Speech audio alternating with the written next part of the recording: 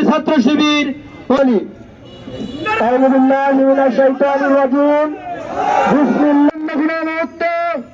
আমরা জানিয়ে দিতে চাই, এরা সেই খুনি যারা ৭১ থেকে ৭৫ পর্যন্ত ৩০,০০০ মানুষকে হত্যা করেছে।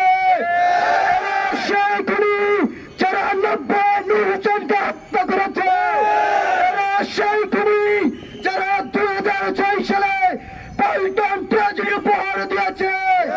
এরা সেই খুনি যারা ৫৭ জন সেনা অফিসারকে খুন করেছে। এরা সেই খুনি যারা ৫ই মে শাপলার প্রান্তরে রক্তে রঞ্জিত করেছে। এরা সেই খুনি যারা ২০১৩ সালের ২৮শে ফেব্রুয়ারি ২ দিনে ২০০-এর অধিক মানুষকে গণহত্যা চালিয়েছে। এরা সেই খুনি ২০২৪ সালের জুলাই আগস্টে ২,০০০-এর অধিক ছাত্র জনতাকে খুন করেছে। এরা সেই খুনি যারা আয়নাঘর বাড়ি দিয়েছে। এরপরও কি জানতে হবে, পৃথিবীর সবচেয়ে নিকৃষ্টতম জঙ্গি সন্ত্রাসী সংগঠন কোনটি?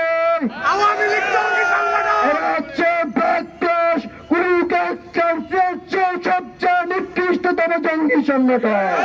২০২৫ সাল আল্লাহ রাব্বুল আলামিন শুধুমাত্র বাঙালি মুসলমানদের জন্য ৩টা করে ঈদ দিয়েছেন। ২০২৪ সালে খুনি হাসিনার বিদায় হয়েছে, আমরা নতুন একটা ঈদের উপভোগ করেছি।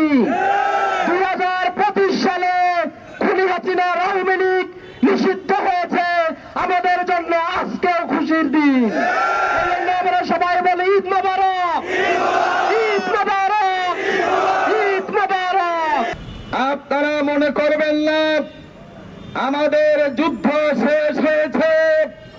ভবিষ্যতে এই দেশে যদি কেউ চাঁদাবাজি, দখলবাজি, জনগণের উপরে জুলুম করে, এই দেশের আলেম ওলামাদেরকে অপমানিত করে, ভবিষ্যতে তাদেরকে ছাড় দেওয়া হবে না। আগামী দিনের একটি চলমান রাষ্ট্র গঠন করার জন্য